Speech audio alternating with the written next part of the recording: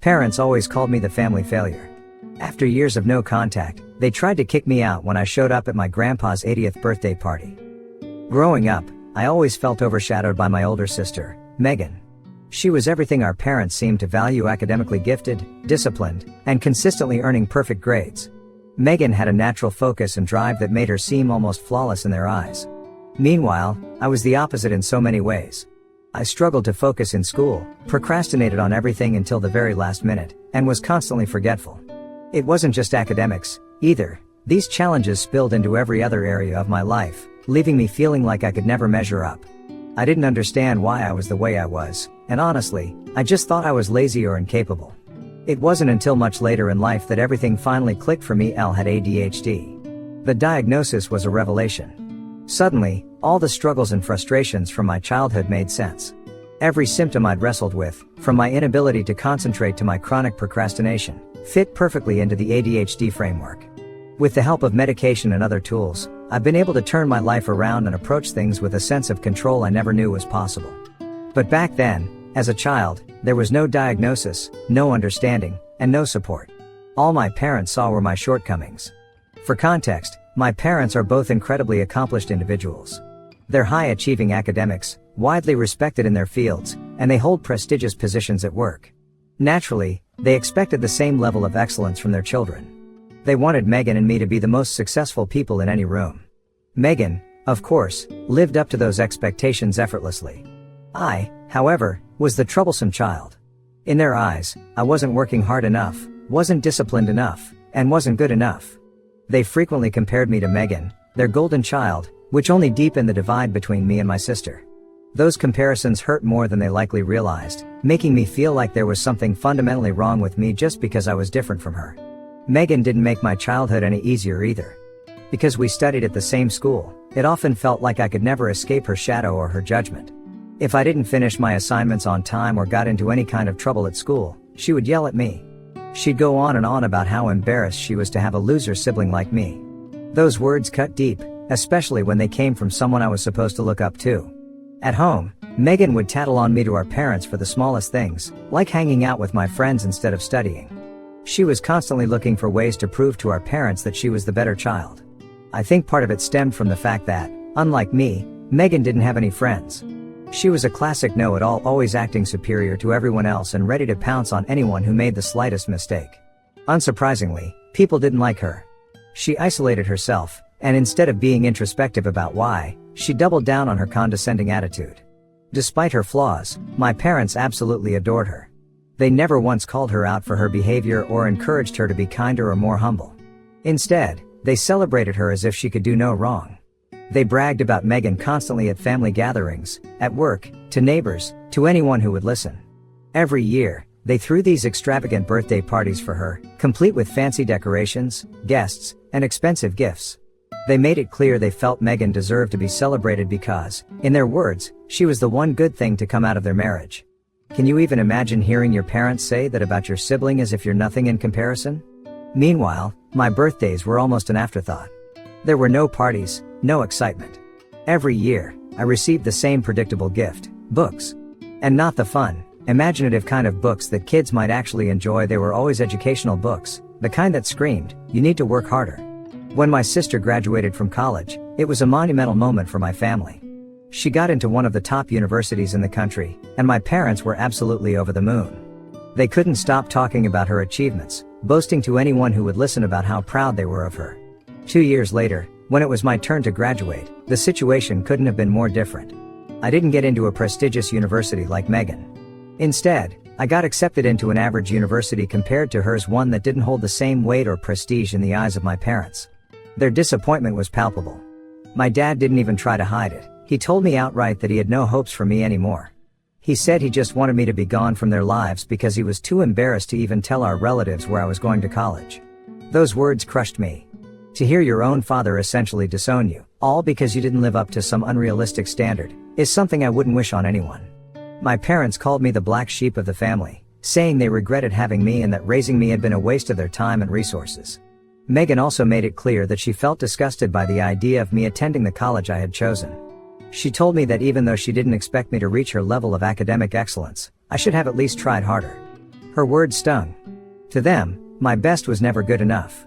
I was so hurt by their words and their attitude that I made a decision then and there. If they truly felt this way about me, if they genuinely believed I wasn't worth their time or love, then I would do them a favor and cut them off.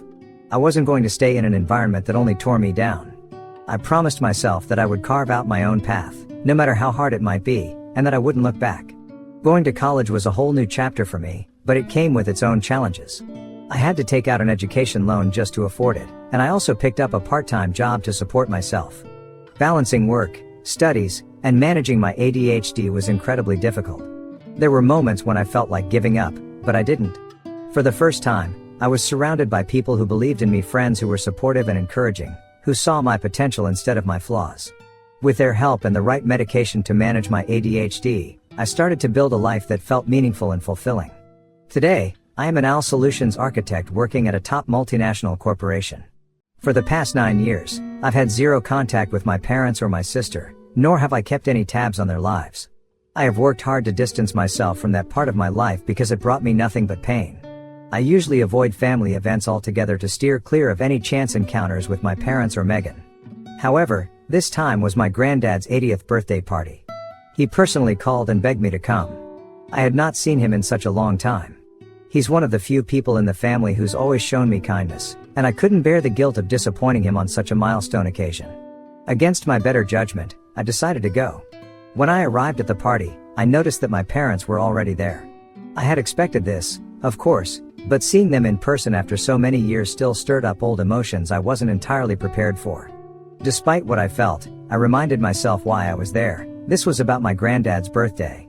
I went to greet my granddad discreetly, gave him a hug, and spent the rest of the time saying hello to everyone else, exchanging polite words and smiles with family members who were genuinely surprised and happy to see me.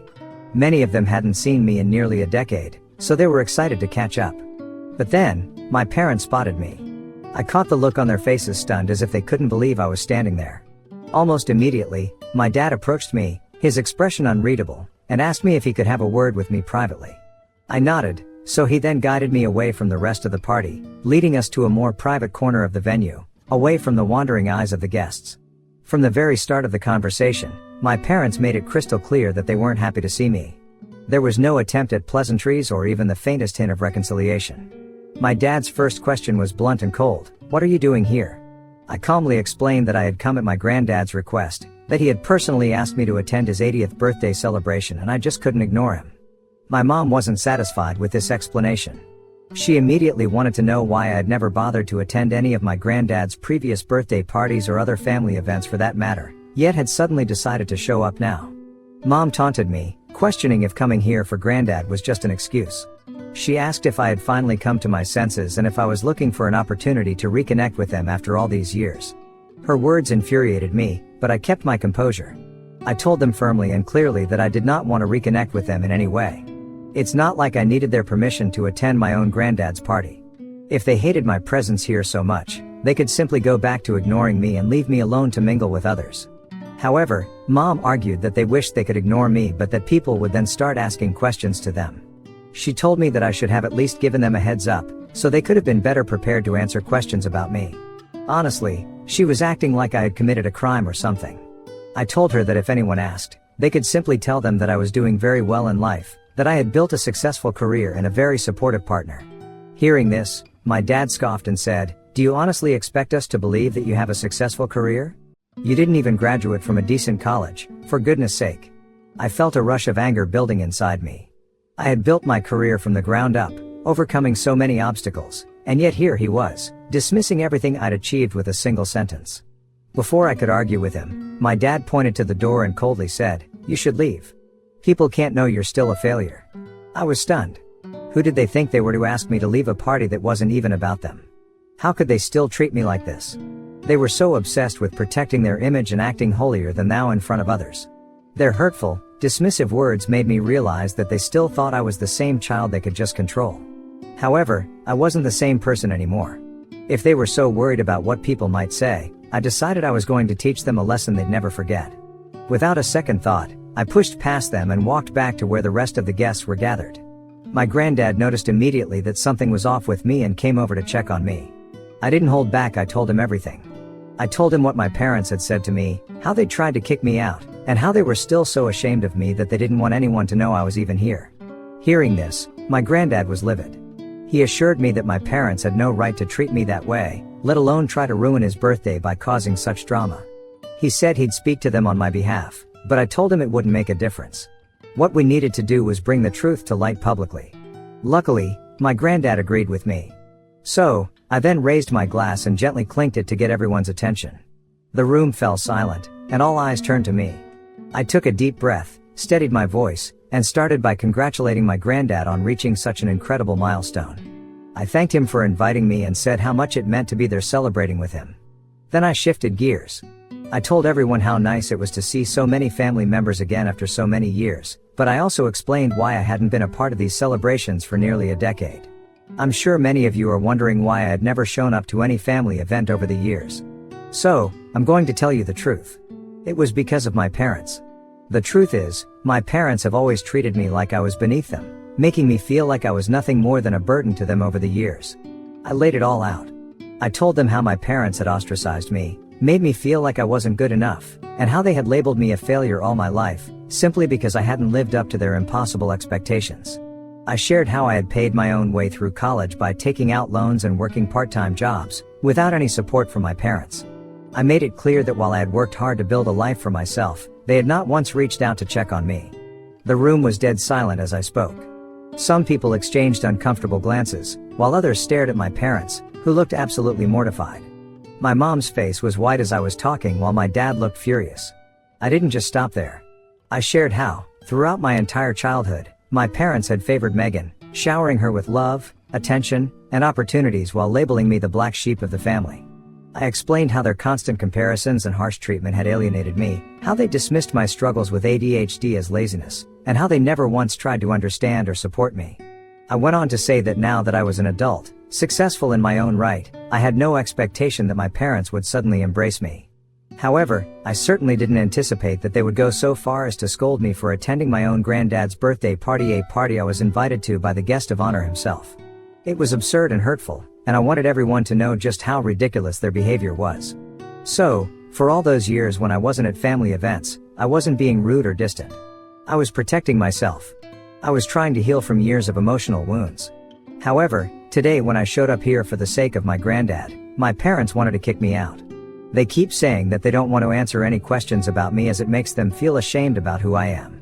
So, this is why I wanted to address this here, in front of all of you for once and for all. I'm done hiding. I'm done allowing them to make me feel like I'm the problem. From now on, I'll be attending every family event, regardless of whether my parents like it or not. As I finished my speech, my granddad and some of my cousins started to cheer on me. They then came over to give me a hug, showing their support. My parents, on the other hand, seemed frozen in place, unable to come up with any defense for their actions now that the truth was in the open. For so long, they had controlled the narrative, but now, everyone could see the reality of who they were and how they had treated me. After that, my parents quickly left, clearly embarrassed, while I stayed behind, enjoying the rest of the party by spending time with my cousins and other close relatives. In the days that followed this incident, several relatives have reached out to me, expressing their support and commending me for speaking my truth. Some say it took real courage for me to stand up for myself and call out the unfair treatment I had endured from my parents for so long. A few have even apologized for not recognizing what I had gone through earlier or for not reaching out to me sooner. However, not everyone agrees with how I handled the situation. A handful of relatives feel that I should have kept the matter private, arguing that I went a bit too far by exposing my parents publicly and humiliating them in front of the entire family. So, Reddit Ida? Update 1, I must say, all of your comments have been incredibly kind. I'm genuinely overwhelmed by how many people have reached out to check on my well-being. For everyone asking, I'm doing okay mentally. All throughout my childhood, I became accustomed to my parents treating me like trash. It was painful, and I carried that hurt for so long, but as I've grown, I've learned to stand up for myself. The moment at the party was a culmination of years of pent-up emotions and truths I had suppressed, and honestly, I'm glad I spoke out. I have no regrets about defending myself and finally letting the family know my side of the story. For those of you wondering about where Megan was during the party, she wasn't there. According to one of my cousins, she was on a work trip, which explains why I didn't run into her. And honestly, I'm relieved. If she had been there, she would have likely jumped on my parents' bandwagon and said something nasty to me also. After all, Megan is always quick to criticize and demean me, so her absence was, in a way, a small mercy. Some of you have asked why, during those tough times, I didn't seek financial help from other family members when my parents refused to support me. The truth is, back then, I was young, naive, and easily swayed by their words. When my parents and Megan mocked and insulted me, calling me a failure, belittling my college, and questioning my worth, I internalized all of it. I genuinely believed that the rest of my family would feel the same way. The thought of airing our dirty laundry to others back then and potentially facing more rejection was mortifying to me. I was also proud, so I made up my mind to handle everything on my own, no matter how difficult it was. When it comes to my granddad, I need to emphasize that he has always been supportive of me in his own way. Financially, he hasn't been very stable, so I couldn't have relied on him to help with my college expenses. However, his emotional support has been invaluable, and he's always believed in me and understood the dynamics between me and my parents. He knows the whole story, every bit of it, and he's never judged me for cutting ties with my parents. In fact, I'm deeply grateful to him for giving me the opportunity to speak at his party and for standing by me when I decided to expose my parents for who they truly are. Anyway, since that moment at the party, I've heard from multiple relatives that my parents are facing serious backlash from people who were horrified to learn how cruel they had been to me. Many of these relatives had no idea about the extent of their behavior because my parents had always gone around painting me as the problem child. Clearly, they had created this narrative to protect their own image while sweeping their toxicity under the rug. Now that the truth is out, it seems their facade is finally starting to crumble. I can only hope that this public embarrassment will serve as a wake-up call for them. Maybe, just maybe, they'll reflect on their actions and come to their senses. But even if they don't, I've said my piece, and I feel a sense of closure. Update 2. So, Megan reached out to me this week. She heard from our parents and relatives about what happened during the party, so she called me. As soon as I picked up the phone, she started yelling at me, furious about what had happened. She couldn't believe that I had the audacity to expose our parents publicly. She claimed that I was only doing this to cause drama, and that my actions were selfish.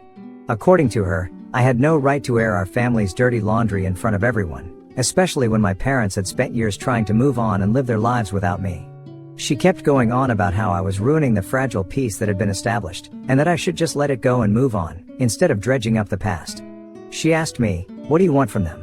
An apology? Really? For what? Just because they didn't pay for your college fees? You want an apology because they were disappointed in you? An apology because they always pushed you to be better? An apology because they wanted the best for you?" I couldn't help but scoff at her. Megan had always been the one to side with our parents, no matter how badly they treated me. She never understood the hurt I had gone through, always brushing it off as family drama. It was easier for her to pretend everything was fine than to face the truth. I pointed out to her that pushing someone to be better doesn't mean humiliating them or mocking them for years when they don't meet one's expectations. What I needed from our parents wasn't just more pressure, it was support, love, and understanding. I told her how much I wished they had been the kind of parents who saw me for who I was and helped me navigate my challenges, rather than berating me for falling short of their impossible standards. I never asked them to give me a perfect childhood, but I just wanted parents who had my back and understood me, not ones who saw me as a disappointment. Megan argued how if I really felt this way, I could have sorted out my feelings with them privately instead of exposing them publicly. She said that our parents had worked for years to build a certain image, and now all their accomplishments seemed meaningless because all anyone was talking about was how awful they were for abandoning me all those years ago. She asked if it had really been worth it, suggesting that I was just bitter because they were right all along and implying that maybe I hadn't accomplished anything in my life, which is why I was coming after our parents after so long. I just laughed at her words and calmly told her that despite all the terrible things our parents and she had put me through, I had built a successful career. The reason I had exposed our parents had nothing to do with my accomplishments. It was about finally taking control of my own narrative after years of being silenced and dismissed. I had been cast aside and treated like I was the problem, but the truth was I had been the one who had been wronged. So, exposing them wasn't about showing off how far I'd come or making them look bad. It was about standing up for myself, about letting people know what had really been happening behind closed doors.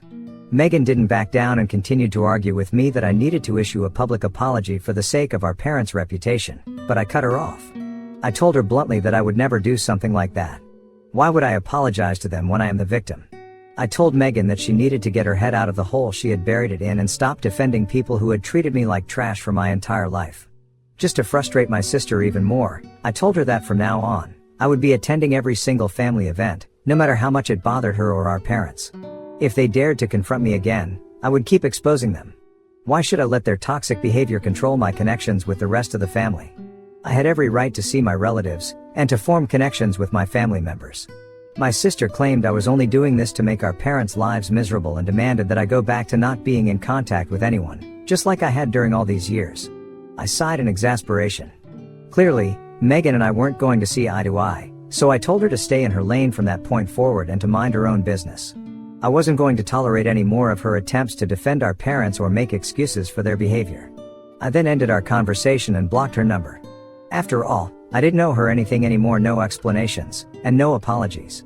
Update 3, I just wanted to quickly update a few things that have happened in the last 4 months. To begin with, I've made a conscious effort to be more involved in my family life. I make it a point to attend all our family gatherings, whether they're big events like birthdays or anniversaries or even smaller, casual get-togethers.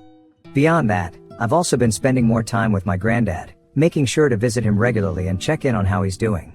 Additionally, I've been hanging out with my cousins more often. Whenever we come up with plans, whether it's just grabbing food, watching a movie, or spending time together doing something fun, I make it a priority to join in. It's been great to strengthen those bonds and create new memories with them. Last month, my mom apologized to me after all this time. It was a big moment for me. Since both my mom and dad are blocked on my phone, she reached out via email. She shared that she had been going to therapy and spending a lot of time reflecting on the past.